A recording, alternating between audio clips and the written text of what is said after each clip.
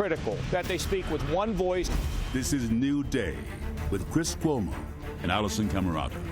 All right, we want to welcome our viewers in the United States and around the world. This is New Day, Monday, February 20th, 6 o'clock here in New York. Allison is off.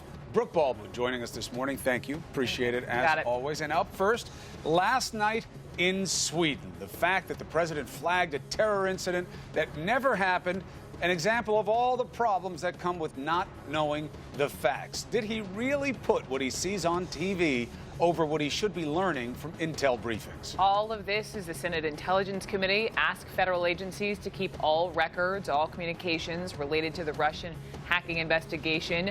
Meantime, President Trump continues his search for a new national security advisor. We are now at day 32 of the Trump administration on this day, this Monday morning, President's Day.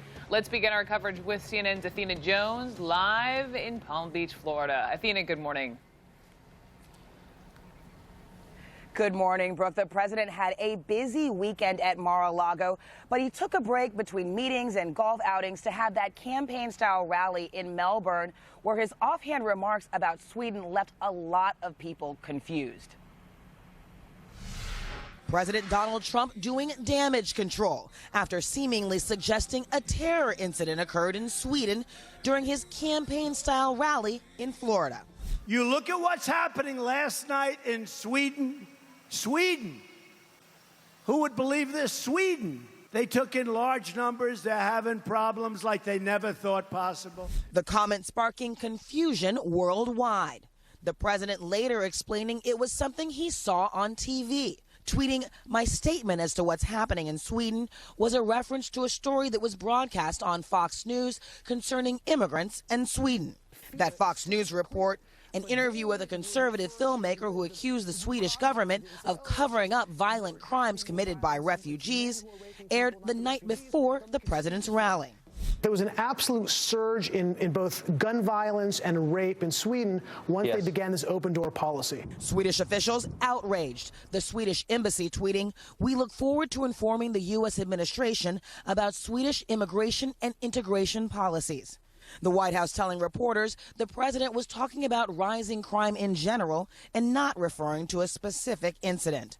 Meanwhile, Vice President Mike Pence trying to reassure European allies of the U.S.'s support for NATO. This as the Senate Intelligence Committee tells the Trump administration to preserve all records related to Russia as they investigate Russian meddling in the U.S. election.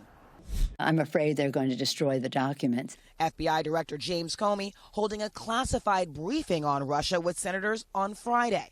White House Chief of Staff Reince Priebus denying any collusion between the Trump campaign and Russian operatives before the election and knocking down reports of constant communication between Trump aides and Russians. The top levels of the intelligence community have assured me that that story is not only inaccurate, but it's grossly overstated, and it was wrong. All as President Trump is still searching for a new national security advisor after firing Michael Flynn for misleading the vice president about his communications with Russian officials.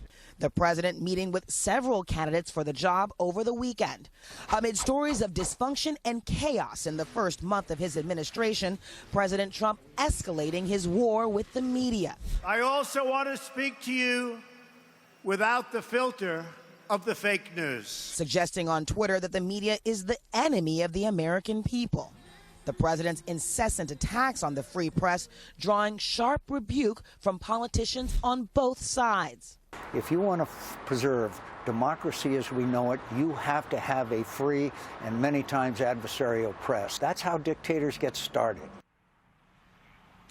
Now, the president may have more meetings with potential national security advisors here in Mar-a-Lago before heading back to Washington, where this week he plans to unveil a new executive order on immigration. This as questions remain about some of his other big campaign promises for day one, like repealing and replacing Obamacare. Chris? All right, appreciate the reporting. Lots to discuss. Let's bring in the panel. We got Jason Johnson, politics editor at The Root, and a professor of politics and journalism at Morgan State University. We've got Jackie Kucinich, CNN political analyst and the Washington bureau chief of the Daily Beast, and brother Matt Lewis, CNN political commentator and a senior columnist at the Daily Beast. Thank you all for coming in on a holiday Monday. No small irony, Professor, that on the day that we celebrate the birthday of President Washington, birthday's actually 2 days from now, but close enough, we do it on this Monday, a man who was seen as a pillar of integrity. We are dealing with a press conference with President Trump where he talked about the truth. He talked about not letting the media get away with it, and then he did exactly what he said he doesn't like. He got something wrong and covered up for it. Sweden.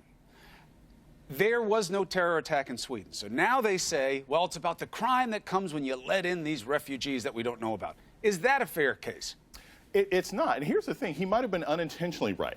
You know, the most recent terrorist attack. Right. Yeah. I'll take it. I take any kind of right. He'll take it. The most recent terrorist attack in Sweden was by the Nordic Resistance Movement, a neo-Nazi group that actually attacked a refugee shelter for Syrians, right? So there's been terror, but it's been by white nationalists in Sweden. But of course, Trump didn't mean that. The larger issue is this. It is uncomfortable, it is dangerous, it is problematic to have a presidency that is constantly steeped in lies. And whether that comes in attacking the press or delivering wrong information, you can't run a country if people can't believe what comes out of your mouth. Well, I go back to the news conference he held the other day, and it was Peter Alexander's question, Matt, to you, where, you know, he was citing the Electoral College number, biggest win since Reagan, not correct. And so the question Well, it is if you forget about President George H.W. Bush. You take him out of it. And Clinton and Obama. But they weren't Republicans. Right. Okay. So he's only one off. You got me. You got me, Cuomo. So the question still remains, you know, given what he said about Sweden, it's like if you give misinformation to the public, how is the public to trust you? Yeah, no, he has a very casual relationship with the truth, it seems. I'll try to help him out as best as I can with the Sweden thing. He didn't say terrorism. He said, you look at what happened there last night.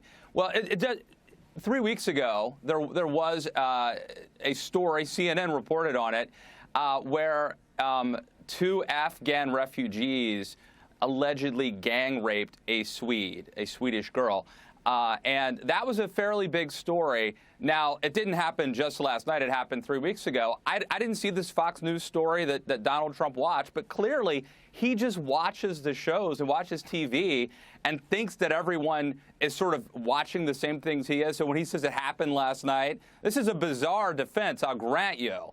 But I think that's the best interpretation of what he said. I don't know that it was an out-and-out lie this time, but it was really bizarre. No, look, lie again. You know how I feel about that word. If you prove that he was being intentionally deceptive, saying something he knew was wrong, then you can apply it. But, Jackie, this goes to something else. And I think that, by and large, his base is going to agree with him. You let in these refugees, you let in these migrants, you're going to start to have trouble. And, yes, you can study the numbers all you want. The rape numbers there, sexual assaults, are really high in Sweden. And I know if you research it, they'll say they changed their law. It's about reporting. It's about how they do each individual case for an allegation. There are lots of explanations. But he's still making a point that a lot of Americans want to embrace, is that refugees and migrants equal trouble. But that's not true. That's the problem. This is a great example of something candidate Trump, frankly, could have gotten away with. But President Trump should know better, because when candidate Trump says it, we all fact check him and we move on with our lives. This time you have the embassy of Sweden calling the State Department to find out what the president is talking about. So there are very real world international implications for when he just watches the TV and then does a kind of a shorthand version in a speech the next day as the president of the United States. These words have consequences. Words matter.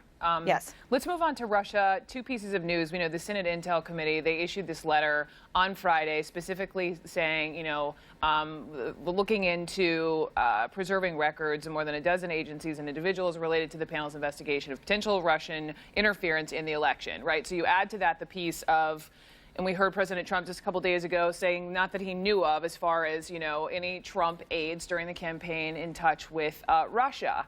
Add that to the Chief of Staff Reince Priebus over the weekend on the Sunday shows saying just because they're looking into it doesn't mean it's there.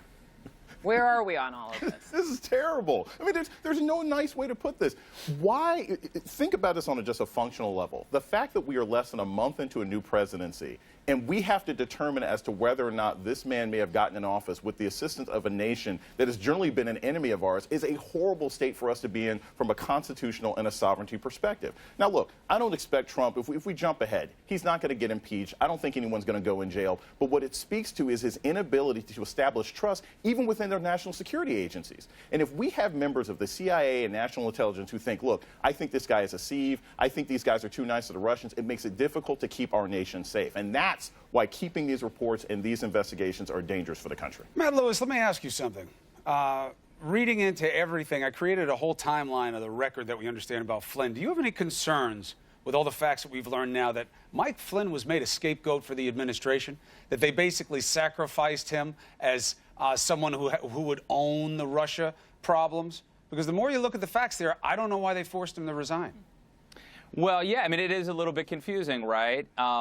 So would Mike Flynn have taken it upon himself to call the Russian ambassador and to talk to him about sanctions? It's possible, but it's also possible that he was directed to do so, or that other people were involved in that decision to do so. So right now, it's very isolated to Michael Flynn. I did notice that on one of the Sunday talk shows yesterday, Reince Priebus was going a little bit tough on Mike Flynn, saying, sort of saying that he wasn't shooting straight with them, that he was misleading Reince and Mike Pence. And I wonder about pushing Mike Flynn too far on the way out the door, because does he ever talk? Is he going to be brought before Congress at some point? That could be very interesting. So just quickly on that, and thinking of Flynn and thinking of this vacancy, right, for National Security Advisor, Jackie, just quickly, we know over the weekend in Mar-a-Lago, President Trump had a couple of these guys down, interviewing potential candidates. A couple of them are now out, which we learned as of Friday night. When does this get filled? I mean, that's an open question. These interviews are ongoing. But the one person that really, one of these things is not like the other, that old saying, John Bolton is someone that really has the antithesis of what Donald Trump said his foreign policy would be. This is someone who is very pro-Iraq war, someone who is a neoconservative interventionist. So that one, but he has a lot of allies inside the administration. So we'll see who ends up getting it at the end of the day. But that one doesn't really make a whole lot of sense to me. Professor Johnson gave you the big eyes, Jackie, when you said John Bolton. So we're going to save him for our next segment. Stay with us. The president has made a lot of promises.